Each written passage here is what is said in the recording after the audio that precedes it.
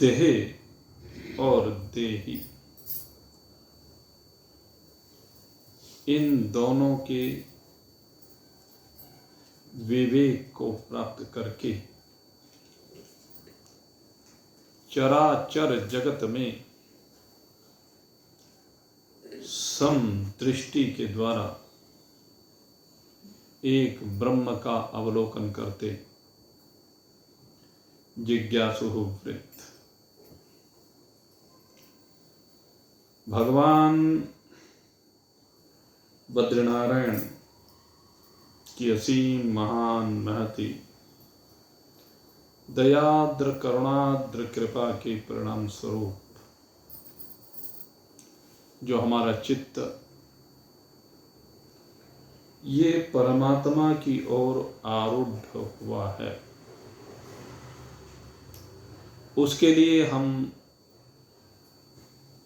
उनका जितना भी आभार व्यक्त करें वही कम है। क्योंकि अगर यदि हम संसार को देखें तो संसार में पाप और पुण्य, धर्म और अधर्म का नित्य खेल चल रहा है। कोई पाप बुद्धि से संयुक्त है, कोई पुण्य बुद्धि से संयुक्त है, और इन दोनों के कारण से बारंबार रहट की बाल्टियों की तरह ऊपर नीचे होता रहता है। जब पाप कर्मों का विस्तार होता है तो ये नीचे की ओर गमन करता है, और जब पुण्य कर्मों का विस्तार होता है तो ऊपर की ओर गमन करता है। लेकिन जो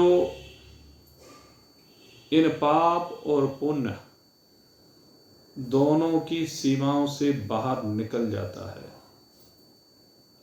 वह इन ऊपर और नीचे आने जाने से भी बच जाता है। उसके जीवन में से विषमता समाप्त हो जाती है। यद्यपि शरीर से कर्म होते रहते हैं, लेकिन असंगता के कारण ये कर्म न पाप संयुक्त होते हैं न पुण्य संयुक्त होते हैं। लौकिक दृष्टि में वो पाप और पुण्य हो जाते हैं, लेकिन पारमार्थिक दृष्टि में न पाप न पुण्य।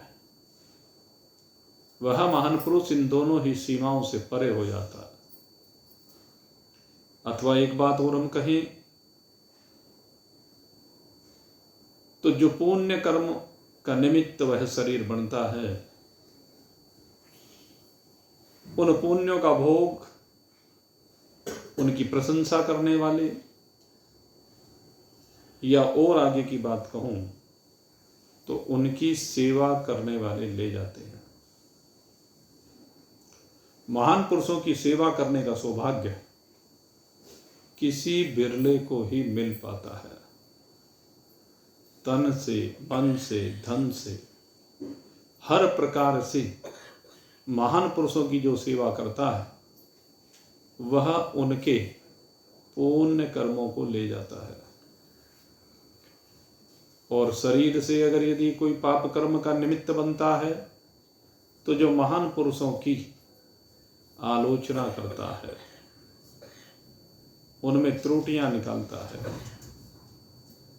छिद्रान्वेषी होता है, वह उनके पाप कर्मों का फल अपने साथ ले जाता है। और महान पुरुष दोनों से दूर अलग हट करके अपने आप में अपने आप का खेल देखते हैं। वो उनको स्पर्श ही नहीं करते। वह स्पर्श से विरहित हो जाते हैं। और यही स्थिति समता की स्थिति कही जाती है। इस स्थिति में आने के बाद पाप और पुण्य कर्मों का जो फल है, अनुकूलता और प्रतिकूलता, या और आगे की बात कहें तो इस अनुकूलता और प्रतिकूलता के कारण जो सुख और दुख के आभास होते हैं, अनुभूति होती है, वह महान पुरुष उन सुख और दुख की अनुभूति से बाहर हो जाता है। सुख और दुख दोनों की सीमा से बाहर हो जाता है, लाभ हानि की सीमा से बाहर निकल जाता है, मान अपमान की सीमा से बाहर निकल जाता है। इस प्रकार से ये सम बुद्धि जिसकी हो गई है, वह सदा अपने आनंद में वर्तता है, अपने आनंद की सीमा से कभी बाहर नहीं निकलता है। भगवान श्री कृष्ण इस आनंद के प्रदाता है। कृष्णम वंदे जगद्गुरु। और कैसे वह आनंद प्रदाता होते हैं? कुछ लोग तो ये सोचते हैं कि भगवान सिर पर हाथ रख दें और उस हाथ रखने से बस सब निपट गया। भगवान हाथ तो रखते हैं, लेकिन हाथ रखने के साथ उसे समझ प्रदान करते हैं।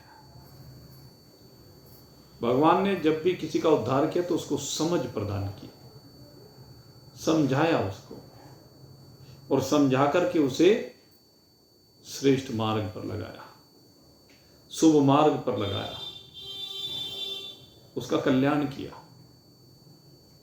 इस श्रीमद् भगवद गीता के माध्यम से भगवान कल्याण ही तो कर रहे हैं। यही भगवान का हाथ रखना है।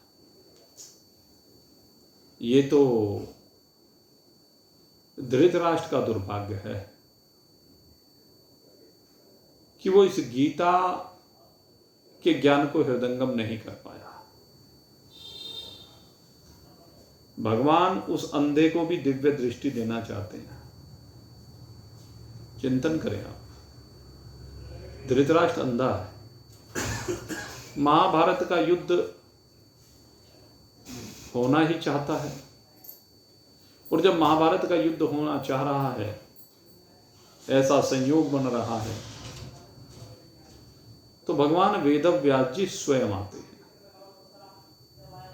धृतराष्ट्र के पास। यद्यपि युद्ध की उस परिस्थिति में आने की कोई आवश्यकता भी नहीं थी, लेकिन भगवान वेदव्यास जी जानते हैं कि इस युद्ध का जनक ये अंधा है। प्रत्येक युद्ध जितने भी हमारे जीवन में होते हैं, उनका जनक एक अंधा व्यक्ति होता है। देख लीजिए आप, जब ये व्यक्ति स्वार्थ में अंधा हो जाता है, लालच में अंधा हो जाता है, तभी पाप कर्मों की ओर उद्यत होता है। धृतराष्ट्र का मोह, धृतराष्ट्र का स्वार्थ, धृतराष्ट्र का लालच, यही उसे महाभारत की ओर धकेल रहा। अब जब किसी भी प्रकार से बात नहीं बनी, तो भगवान वेदव्यास जी स्वयं आए, और भगवान वेदव्यास जी ने आकर कहा, हे धृतराष्ट्र, ये महाभारत का युद्ध भावी बनकर के सामने आ रहा है, और अगर यदि तुम कहो तो मैं तुम्हें दिव्य दृष्टि प्रदान कर देता हूं। क्यों कह रहे हैं भगवान वेदव्यास जी स्वयं आकर के? भगवान वेदव्यास जी स्वयं आकर के ये क्यों कहते हैं कि मैं तुम्हें दिव्य दृष्टि दे दूं? क्योंकि भगवान वेदव्यास जी चाहते हैं कि अब भी इसका कल्याण हो सकता है, क्योंकि उस महाभारत की पृष्ठभूमि में भगवान गीता का उपदेश सुनाने वाले हैं। अगर ये दिव्य दृष्टि प्राप्त कर लेता है, दिव्य दृष्टि कौन सी है? जहां से स्वार्थ हट जाएगा। जहां से लालच हट जाएगा, जहां से मोह हट जाएगा, वो है दिव्य दृष्टि। भगवान वेद व्याज्य वो दिव्य दृष्टि देने के लिए आना चाह रहे हैं, आ रहे हैं, देना चाहते हैं, लेकिन धृतराष्ट्र दिव्य दृष्टि लेना नहीं चाहता। सर्दी का मौसम, और सर्दी के मौसम में धूप निकली हुई है, लेकिन कोई छाता तान ले तो अब सूर्य नारायण क्या करें? सूर्य नारायण तो उसकी ठंड को दूर करना चाहते हैं, उसको तपिश प्रदान करना चाहते हैं, लेकिन वो छाता तान करके रखे तो क्या करें? ऐसे भगवान की कृपा बरस रही है, लेकिन उस कृपा को कोई लेना ही ना चाहे, उसका लाभ उठाना ना चाहे, तो भगवान भी क्या करें? भगवान श्री कृष्ण स्वयं आए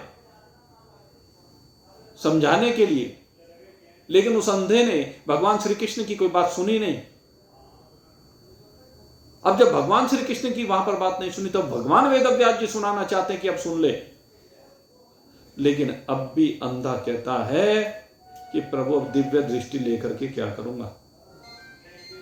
मैंने आज तक संसार को देखा नहीं, आज तक मैंने संतान को देखा नहीं, अब ये युद्ध अगर यदि मेरे सामने है तो इस युद्ध में क्या देखूंगा?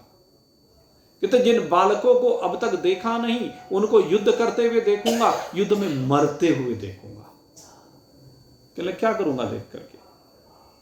वो मूर्ख ये नहीं समझ पाया कि ये दिव्य दृष्टि अगर यदि तुझे मिल गई तो फिर युद्ध होगा ही नहीं, क्योंकि जब भगवान अपना विश्व रूप दर्शन कराएंगे, भगवान अपना दिव्य स्वरूप दर्शाएंगे, तो दिव्य स्वरूप को देख करके हे धृतराष्ट्र तेरी आंखें खुल जाएंगी, तुझे बुद्धि मिल जाएगी और तू युद्ध को रोकने का आदेश दे देगा। भगवान वेदव्यास जी का प्रयोजन युद्ध को रुकवाना है, लेकिन धृतराष्ट्र कहता है कि मुझे युद्ध देखना नहीं है। अगर ये कह देता कि मुझे युद्ध करना नहीं है, बस यही तो बात है, इतना कह देता तो निपट गया था काम, लेकिन नहीं, वो अंधा अपनी आंखों पर से पट्टी हटाना नहीं चाहता है, और आंखों पर से पट्टी ना हटाने के कारण से सारे पुत्रों की मृत्यु होती है, उनके लिए रोता है। चिड़ियों ने जब चुग खेत लिया, अब पछताए क्या होवत है। उठ जाग मुसाफिर भोर भाई, अब रैन कहाँ जो सोवत है। अब सोने से क्या हो रहा है भाई? जगाने वाले आ रहे फिर भी तू सो रहा है। भगवान वेदव्यास जगाने के लिए आए हैं तो फिर भी सो रहा है। अब भगवान भी क्या करे? भगवान कृपा करना चाहते हैं, लेकिन कृपा का प्रसाद कोई ग्रहण ही ना करे। भंडारा चल रहा है और उस भंडारे का प्रसाद कोई लेना ही ना चाहे, तो भगवान भी क्या करे? भंडारे का जो प्रसाद होता है वो पापों का अक्षय करने के लिए होता है। बड़े बड़े राजा महाराजा, बड़े बड़े संत महात्मा उस भंडारे के प्रसाद को ग्रहण करना चाहते हैं, क्योंकि वो पापों का अक्षय करने वाला है। लेकिन ये धृतराष्ट्र ये अपने पापों को घटाना नहीं चाहता और बढ़ाना ही चाहता है। इसलिए कहता है दिव्य दृष्टि देनी है तो संजय को दे दो। भाग्य तो संजय के खुल गए और संजय को ही फिर भगवान के दिव्य दर्शन हुए, संजय को ही बुद्धि मिली है। तो मेरे मित्रों, ये गीता जी हमें बुद्धि प्रदान कर रही है। कौन सी बुद्धि प्रदान कर रही है? ईसाते भीता ईसाते अभिहिता सांख्ये बुद्धिर्योगे त्रिमिमां शृणु। बुद्ध्या युक्तो यया पार्थ कर्मबन्धनं प्रहास्यसि। भगवान कहते हैं कि हे अर्जुन, अब तक मैंने तुझे सांख्य की बुद्धि प्रदान की। सांख्य की बुद्धि में भगवान ने देह और देही का विवेक कराया, शरीर और शरीरी का विवेक कराया, विनाशी और अविनाशी का विवेक कराया। जिस विवेक की बात भागवत में शौनक आदि ऋषियों ने कही, भक्ति ज्ञान वैरागातो विवेको वर्धते महान। कहते हैं हम उस विवेक को बढ़ाना चाहते हैं, उस विवेक को प्राप्त करना चाहते हैं। तो भगवान ने यहां पर वो विवेक प्रदान किया, सत और असत का विवेक, जड़ और चेतन का विवेक, आनंद और दुख का विवेक, विनाशी और अविनाशी का विवेक, नित्य और अनित्य का विवेक, क्षर और अक्षर का विवेक। हर प्रकार से भगवान ने ये विवेक कराने का प्रयास किया। और जीवन का सार यही है मेरे मित्रों, जब देह और देही का भली प्रकार से विवेक हो जाता, हम दोनों को भली प्रकार से समझ जाते हैं कि ये देह क्या है और देही क्या है, तो कहते उसी समय समता में विराजमान हो जाते हैं। सांख्य योग आपको समता में विराजमान करता है। और समता कहां है? समता एक परमात्मा में है। परमात्मा सदा सम है। तो आपको परमात्मा की प्राप्ति कराने वाला यह विवेक है। अभी तक भगवान ने जो विवेक कराया है, जो ये 15 मंत्र हम बोलते हैं प्रारंभ में, ये विवेक की पराकाष्ठा है, जिसमें देह और देही को दोनों प्रकार से समझाया गया है। एक समझाने का तरीका यह है कि ये जो देह है ये विनाशी है, यह नित्य है। और दूसरा तरीका यह है कि देह भाव हटा करके केवल एक आत्म भाव को शेष रखा गया। नित्य सर्वगतिष्ठानुर अचलोयम सनातन। ये क्या है? ये है वो समता का भाव कि तू नित्य तत्व है, तू व्यापक तत्व है, तू स्थिर तत्व है, तू अचल तत्व है, तू ही सदा से रहने वाला तत्व है। तेरे अतिरिक्त और कुछ नहीं है। अहम ब्रह्मास्मि। ये है सांख्य योग। लेकिन अब भगवान कहते हैं कि अब यही मैं तुझे कर्म योग के रूप में समझाता हूं। एक कर्म योग होता है, एक ज्ञान योग होता है। तो कर्म योग और ज्ञान योग दोनों को भगवान ठीक ठीक प्रकार से समझाने का यहां पर प्रयास करते हैं। कहते हैं अब तू वो मुझसे कर्म योग का उपदेश। कर्म योग का उपदेश क्या है? कहता है निष्काम कर्म। क्यों कहा भगवान ने निष्काम कर्म की बात? क्योंकि अर्जुन के मन में एक बात बैठी हुई है कि अगर यदि मैं युद्ध करूंगा तो इस युद्ध से पाप को प्राप्त हो जाऊंगा। युद्ध रूपी जो कर्म है, कहते हैं ये पाप की प्राप्ति कराने वाला। लेकिन भगवान कहते हैं नहीं, धर्म युद्ध करना वो पाप नहीं होता है। बहुत प्रकार से भगवान ने कहा, लेकिन दूसरी ओर अब भगवान कहते हैं कि तू सम बुद्धि के साथ न विजय की बात कर न पराजय की बात कर। जो भावी है वो होगी। तुझे विजय और पराजय इन दोनों भाव से परे निकलना है। इन दोनों भाव से बाहर निकालना है अपने आप को। जब तू इन भाव से बाहर निकाल लेगा तो तू पाप और पुण्य दोनों की सीमा से बाहर हो जाएगा।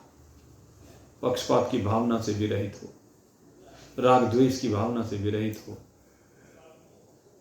जब तेरे अंदर पाप और पुण्य की भावना नहीं होगी, राग और द्वेष की भावना नहीं होगी, तो समता के साथ युद्ध होगा। और ये युद्ध केवल लोक संग्रह के लिए होना है। जो महान पुरुष होते हैं उनके जो कर्म होते हैं वो लोक संग्रह के लिए होते हैं, लोक मर्यादा की स्थापना करने के लिए होते हैं, लोक मर्यादा को सुरक्षित रखने के लिए होते हैं। लोक मर्यादा की परंपरा को संरक्षित करने के लिए होते हैं, और इनका उद्देश्य होता है कि संसार को कुमार्ग से हटा करके सन्मार्ग में लगाया जाए। लेकिन उनका कोई अटैचमेंट नहीं होता, उनका कोई चिपकाव नहीं होता। ये विशेषता है। भगवान कहते हैं कि हे अर्जुन, हमारे जीवन का उद्देश्य क्या है, इसको समझ। कहते हैं हमारे जीवन का एकमात्र जो उद्देश्य है वो परमात्मा को पाना है। जब भगवान ने मनुष्य शरीर प्रदान किया है हमें, तो इस शरीर का एकमात्र उद्देश्य भगवान को पाना है। तो कहते हैं भगवान को पाने के दोनों तरीके हैं। तू चाहे तो विवेक के द्वारा भगवान को प्राप्त कर ले, शरीर और शरीरी का विवेक करके, इन दोनों का विभाग करके, इन दोनों के तत्वों को भली प्रकार से जान करके शरीर की प्रकृति को जान और आत्मा की प्रकृति को जान। दोनों की प्रकृति को पहचान, दोनों के गुणों को जान। जब तू शरीर के गुणों को जानेगा तो तुझे पता चल जाएगा शरीर कुछ है ही नहीं।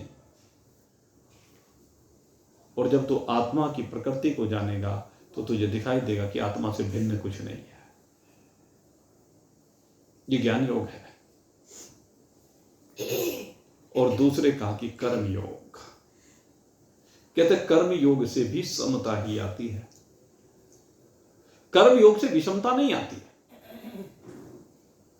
कर्मयोग जो है इसमें क्या है, कर्म योग में कहा कि दो चीजें जानने की है। वहां तो शरीर और शरीर ही है जानने के लिए। कर्म योग में कर्तव्य और अकर्तव्य, इन दोनों को समझना है, इन दोनों का विवेक करना है।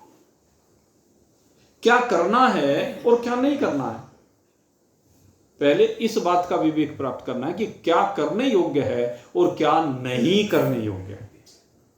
हमें क्या करना चाहिए और क्या नहीं करना चाहिए, और उन दोनों का विवेक प्राप्त करने के बाद जो कर्तव्य है उसका पालन करना, ये कर्मयोग कहलाता है। लेकिन इसमें मुख्य बात क्या है कि जो कर्तव्य किया जाता है वो कर्तव्य निष्काम भाव से हो। जिस कर्तव्य का निर्धारण किया जाए वो निष्काम भाव से हो। जब निष्काम भाव से कर्तव्य कर्म का पालन करेगा तो नैवं पापम भविष्यति। तो हे अर्जुन, पाप नहीं होता, फिर वो पाप और पुण्य दोनों की सीमा से बाहर निकल जाता है। कहते इसके द्वारा भी समता प्राप्त होती है। समता प्राप्त करने का यह दूसरा साधन है कर्मयोग। इन दोनों को अगर यदि हम देखा जाए तो कहते हैं कर्म योग धर्म मीमांसा कहलाती है, पूर्व मीमांसा कहलाती है। जो हमारे 6 शास्त्र हैं उनमें से कर्म योग को धर्म मीमांसा कहा गया, पूर्व मीमांसा। और जो ज्ञान योग है, इस ज्ञान योग को मोक्ष शास्त्र कहा गया है, उत्तर मीमांसा कहा गया है। एक से धर्म के बारे में जानकारी मिलती है, दूसरे से मुक्ति मिलती है। तो भगवान ने यहां दोनों को मिला करके कहा। पहले 20 मंत्रों की अगर यदि हम बात करें तो उन 20 मंत्रों में मोक्ष शास्त्र का वर्णन किया है, और उसके बाद अब भगवान धर्म शास्त्र का वर्णन कर रहे हैं। अब अगर यदि हम कंपेयर करें, तुलना करें इस बात में, भगवान ने पहले मोक्ष शास्त्र की बात की, मोक्ष की बात की, मुक्ति की बात की, आत्मा परमात्मा की बात की, और बाद में कर्तव्य की बात की। ये दोनों चीजें कुछ अटपटी सी लगती है, क्योंकि जितने भी शास्त्र लिखे गए उसमें परमात्मा को प्राप्त करने के 3 स्टेप बताए गए हैं। पहला स्टेप कर्म योग है, दूसरा भक्ति योग है, और तीसरा ज्ञान योग है। कर्म योग से प्रारंभ होकर के ज्ञान योग पर पहुंचता है। लेकिन यहां पर ज्ञान योग से प्रारंभ किया गया, कर्मयोग को बाद में लाया गया भगवान के द्वारा। कितनी विचित्र सी बात लगती है। भगवान कहते हैं, कहने लगी जब तू अपने जीवन को कर्म के क्षेत्र में लेकर के जा रहा है, जब तू अपने जीवन को इस संसार के रंगमंच पर लेकर के जा रहा है, तो कहते हैं संसार के रंगमंच पर जाने से पहले जरा कवच पहन ले। इस रंगमंच पर अभिनय करने से पहले एक दिव्य कवच पहन ले, अभेद्य सुरक्षा का कवच पहन ले, जिस कवच को पहनने के बाद इस संसार के रंगमंच पर जो बाण तेरी ओर आएंगे, उनमें से किसी में इतनी शक्ति सामर्थ्य नहीं होगी जो तेरा छेदन कर सके। क्यों? अच्छेद्योयमदाह्योयम अक्लेद्य असोस एव च है नित्य सर्वगति स्थान रचलोयम सनातन है। क्योंकि तो अछेद है, जो भी बाण आएगा, जो भी अस्त्र शस्त्र आएगा, तो इससे टकरा करके चूर चूर हो जाए। किसी बाण में इतनी सामर्थ्य नहीं है कि वो तुझे डिगा सके। इसलिए भगवान ने पहले सुरक्षा कवच पहनाया है। कहते इस सुरक्षा कवच के साथ संसार के युद्ध को लड़। आप चिंतन करके देखें, बच्चा छोटी सी उम्र में विद्यार्जन करने के लिए विद्यालयों में, गुरुकुल में भेज दिए जाते हैं। उस समय उनकी समझ बहुत छोटी सी होती है। अगर यदि 20 साल की उम्र में जाए पढ़ने के लिए, तो जो विद्या उसने 20 साल में पढ़ी है, वो विद्या शायद 2-4 साल में ही पढ़ ले, इतना समय ना लगे, क्योंकि कैचिंग पावर। लेकिन कहते हैं नहीं, अगर यदि तू 20 साल की उम्र में पढ़ने के लिए जाएगा, 3-4 साल की उम्र में पढ़ने के लिए नहीं जाएगा, तो उस ड्यूरेशन में तेरे ऊपर संसार का ऐसा रंग चढ़ेगा कि तू उस विद्या को प्राप्ति नहीं कर पाएगा। ये ब्रह्म विद्या अगर यदि प्राप्त करनी है तो कोरी किताब चाहिए, समय कितना भी लगे, घबराने की आवश्यकता नहीं। घबराहट तो तब होनी चाहिए जब ये लगे कि हम इस विद्या को प्राप्त नहीं कर पा रहे हैं, तब चिंतन करना चाहिए। और ये विद्या प्राप्त क्यों नहीं हो रही है, उसके पीछे के कारण को ढूंढना होगा। और जब आप उसके पीछे के कारण को ढूंढेंगे तो आप पाएंगे कि कारण कोई दूसरा नहीं है, आप ही हो। आपका स्वार्थ, आपका लालच, आपका मोह, ये आपके शत्रु बन करके आपके सामने खड़े हुए हैं। इसी कारण से ये विद्या आपके अंदर प्रवेश नहीं कर पा रही। गुरु तो पूरा प्रयास कर रहा है, लेकिन शिष्य का प्रयास अधूरा है। और उस अधूरे प्रयास के कारण से बात बन नहीं पा रही। मोक्षार्थी को पूर्ण लगन के साथ प्रयास करने की आवश्यकता है। मोक्षार्थी जो होता है, उसकी लगन इतनी होनी चाहिए कि उसे और कुछ देखे ही नहीं, उसे केवल अपनी मंजिल देखनी चाहिए। बचपन में जब विद्यालय में भेजा जाता है तो इसीलिए भेजा जाता है, कोरी किताब, असीम श्रद्धा, असीम निष्ठा, असीम समर्पण, कोई दायित्व नहीं, जिम्मेदारी का बोझ नहीं। इसलिए बचपन में भेज दिया जाता है कि संसार का रंग ना चढ़े, बल्कि परमात्मा का रंग चढ़ जाए। गुरुकुलों में विद्या अध्ययन करने के लिए भेजा इसीलिए जाता था कि उनके ऊपर भगवान का रंग वहीं से चढ़ जाता था। और जब भगवान का रंग चढ़ा करके संसार के रंगमंच पर आकर के अभिनय करता है ये, तो फिर संसार का रंग इसको चिपकता नहीं है, इस पर लिपटता नहीं है, क्योंकि ये जानता है, ये अपने गुरु से पढ़ करके आया है कि ये जो भी कुछ है ये स्वप्नवत है। ये तो स्वप्न का खेल हो रहा है जिसमें कुछ समय के लिए मैं भी एक पात्र बना हुआ हूं, मैं अभिनय कर रहा हूं उसमें। अभिनय तो है। और जब इसे बोध होता है कि मैं अभिनय कर रहा हूं तो समता में विराजमान हो जाता है। जब तक ये अपने को ये नहीं मानता कि मैं अभिनय कर रहा हूं तब तक इसे बोध नहीं होता, समता नहीं आती। समता तब आती है जब इसे मालूम हो जाता है कि मैं यहां अभिनय कर रहा हूं। और जिस समय कोई अभिनय करता है तो बड़े तारतम्यता के साथ करता है, लेकिन अभिनय करते हुए भी उसे याद रहता है कि तू अभिनय कर रहा है, नाटक कर रहा है, जहां जैसी आवश्यकता है वैसा कर रहा है। और ये करते हुए मेरा इससे कुछ भी लेना देना नहीं, मैं इससे परे हूं। अरुण गोविल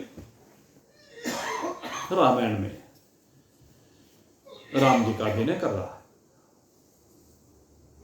राम जी का अभिनय करते हुए सबको ये लगता है कि बिल्कुल साक्षात राम ही है, ऐसा अभिनय करता है, लेकिन अंदर से उसे पता है कि मैं राम। उसे मालूम है कि मैं राम का अभिनय कर रहा हूं, इसलिए वो चिपकता नहीं है। शिवाजी का अभिनय करने वाला जानता है कि मैं शिवाजी नहीं हूं, केवल अभिनय कर रहा हूं। दृष्टि की बात है, ये दृष्टि बदलनी है। और ये दृष्टि तब बदली जाएगी जब पहले भगवान कहते कि तू पहले सांख्य योग को समझ, फिर कर्म के क्षेत्र में प्रवेश कर। सांख्य को समझे के बिना तू कर्म के क्षेत्र में अगर यदि प्रवेश करेगा तो फंस जाएगा। इसलिए पहले सांख्य का उपदेश है।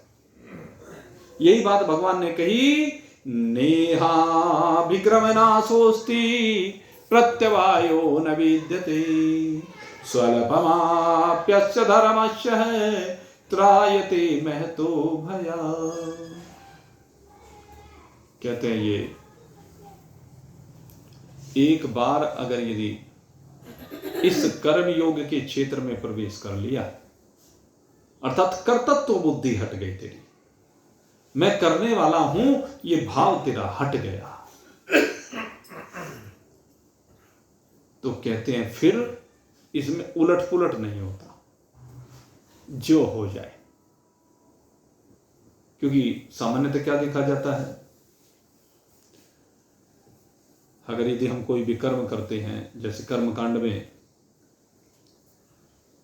किसी ने कोई यज्ञ किया, तो कहते हैं कि यज्ञ आदि करने में उसके मंत्रोच्चारण में अगर अशुद्धि रह जाए, उसकी करने की विधि में अगर कोई अशुद्धि रह जाए किसी भी प्रकार की, तो कहते हैं फल उल्टा भी हो जाता है।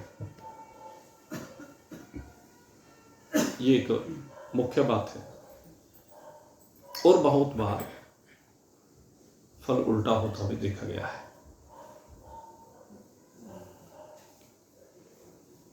एक वो कथा आती है राजा की, उसमें देवी भागवत में,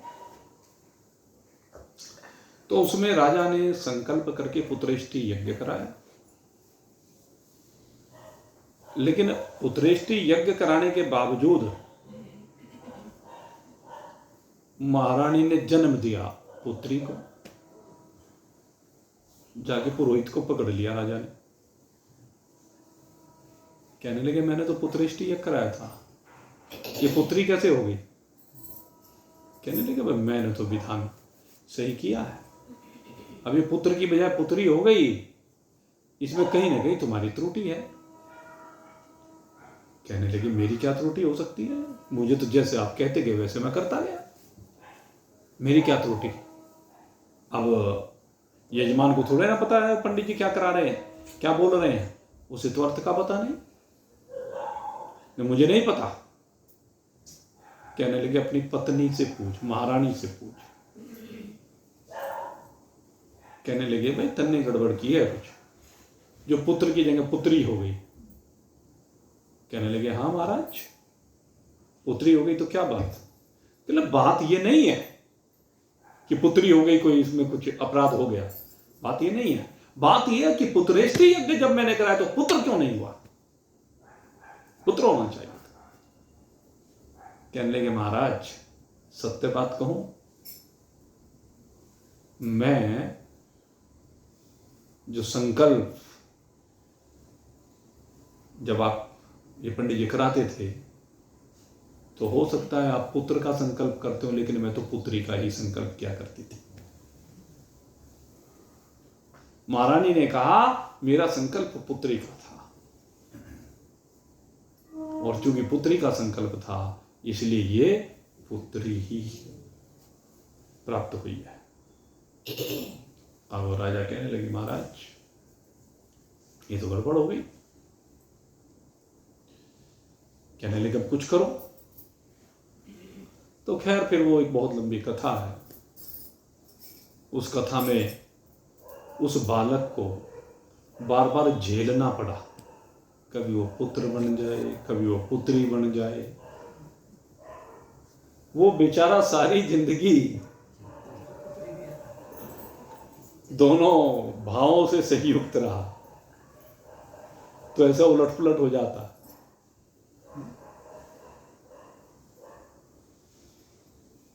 हालांकि फिर उसी के द्वारा आगे बहुत दिव्य हमारे यहाँ परंपरा से एक राज्य चला, वो खैर कभी आगे चर्चा करेंगे तब बताएंगे। लेकिन कहते हैं अगर विधि में त्रुटि हो जाती है, कौन सी विधि में, महामृत्युंजय मंत्र का जाप कराया,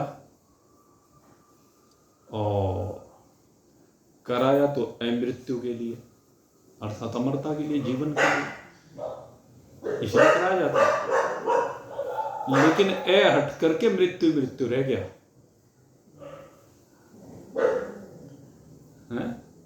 है तो अमृत्यु, और अमृत्यु की जगह मृत्यु का संकल्प हो गया, मृत्यु का उच्चारण हो गया, तो क्या होगा, मरेगा फिर जिएगा।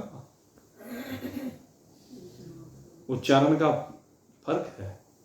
तो कहते हैं जो कर्मकांड है इसमें कमी रहने से, विधि में गड़बड़ हो जाने से उल्टा फल हो जाता है। लेकिन जो मनुष्य है समबुद्धि के साथ इस अनुष्ठान को करता है तो कहते हैं उसका उल्टा फल नहीं होता। नेहा विक्रम नाशोस्ति प्रत्यवायो न विद्यते। एक तो इसमें क्या है कि जितना आपने कर लिया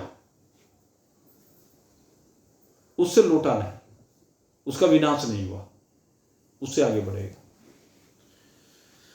और दूसरे उल्टा नहीं हो सकता। आप यहां से बद्रीनारायण जी की यात्रा पर गए, और बद्रीनारायण की यात्रा पर जाने पर आप हरिद्वार तक चले गए, तबीयत खराब हो गई, कुछ भी हो गया,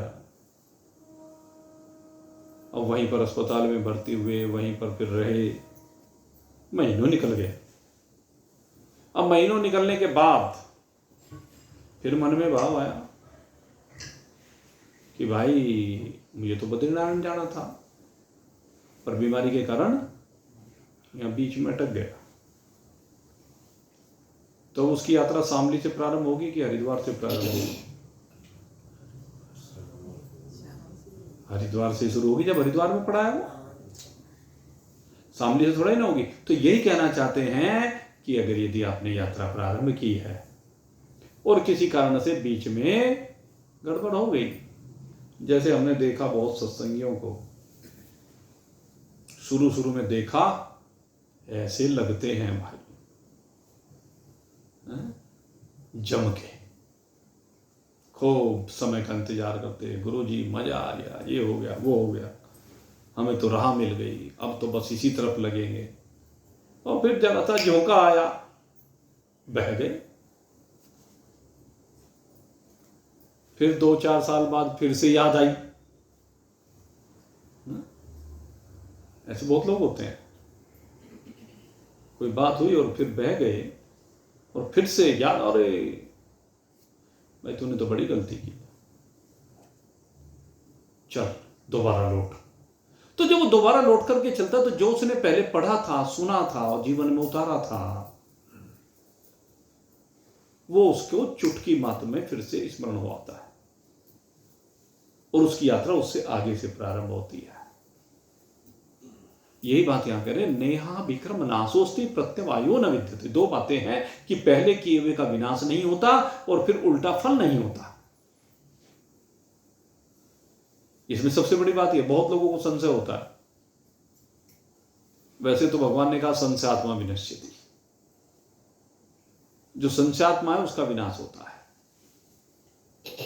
बहुत लोगों के मन में भाव होता है कि हम इस तरफ चल रहे, पता नहीं क्या होगा, जिएंगे कि मरेंगे, डूबेंगे कि तरेंगे।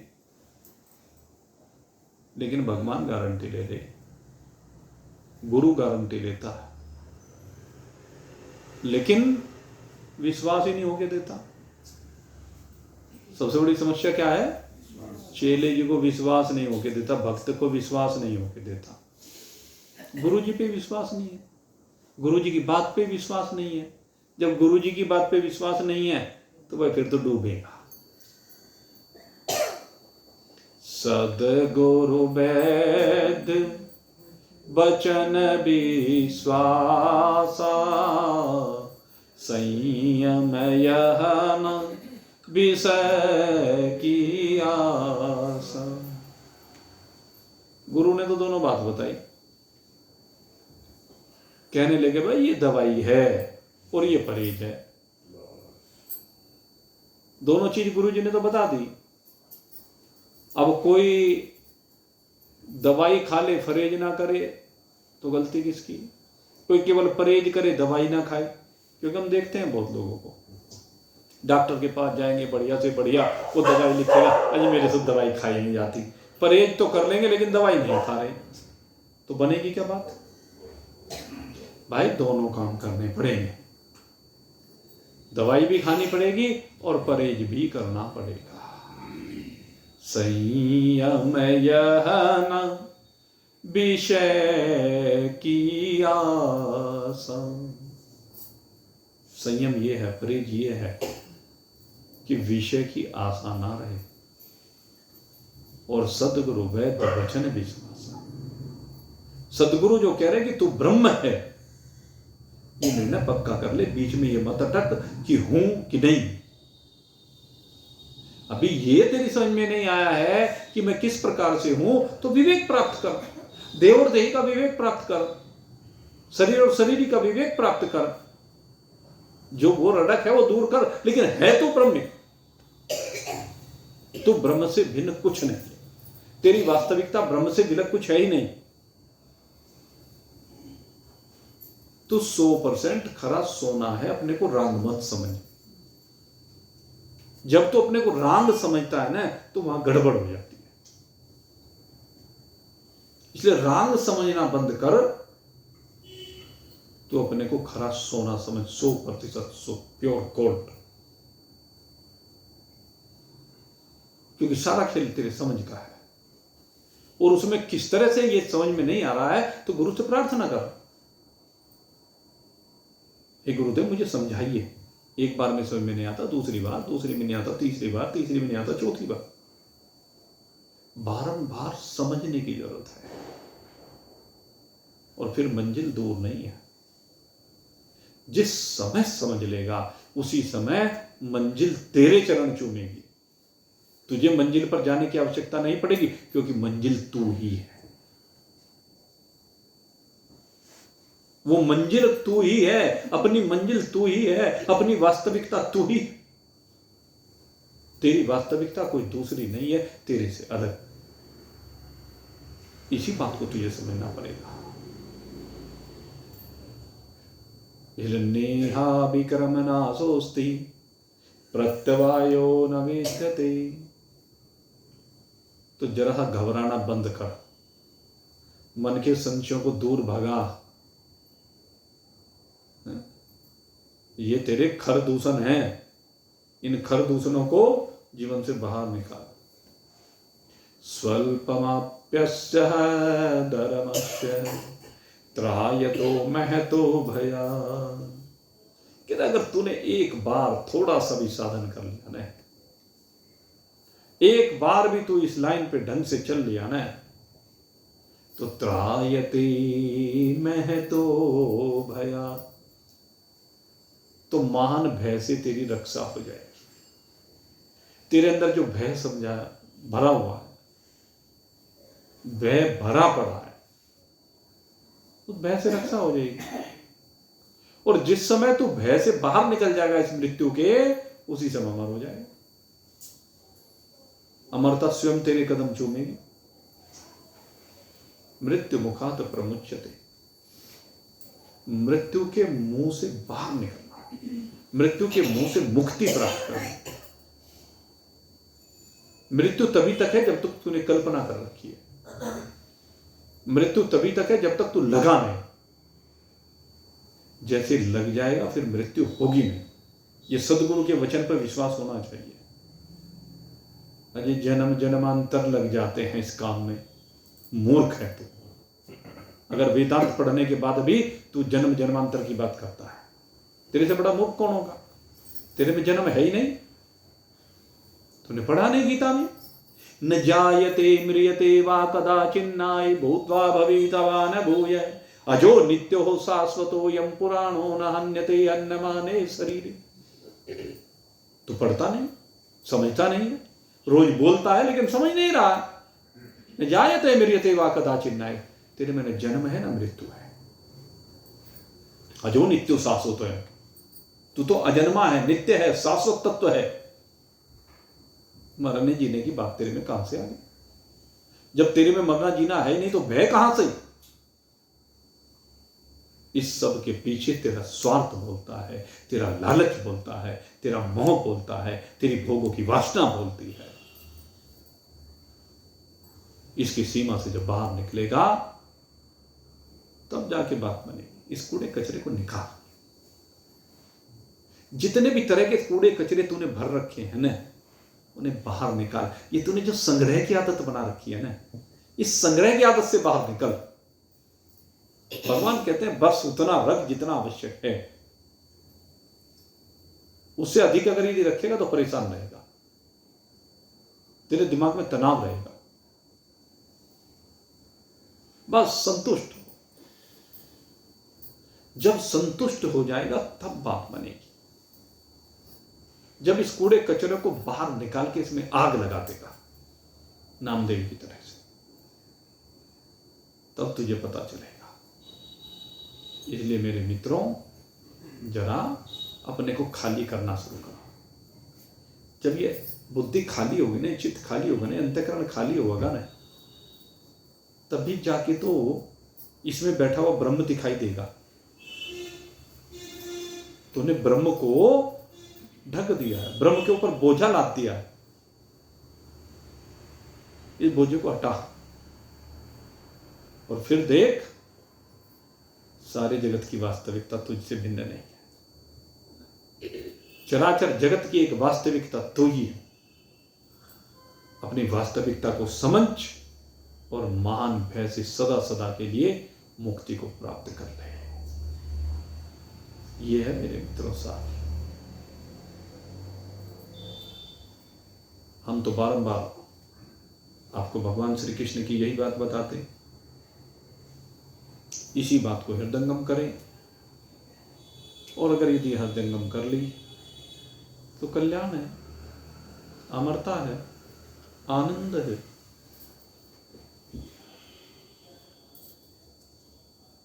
दुख से मुक्ति है, परमानंद की प्राप्ति है। इस परमानंद को आप प्राप्त करें इन्हीं शुभ भावों के साथ। यहीं पर हम आज के सत्संग को विश्राम देते हैं। बोलिए सच्चिदानंद भगवान की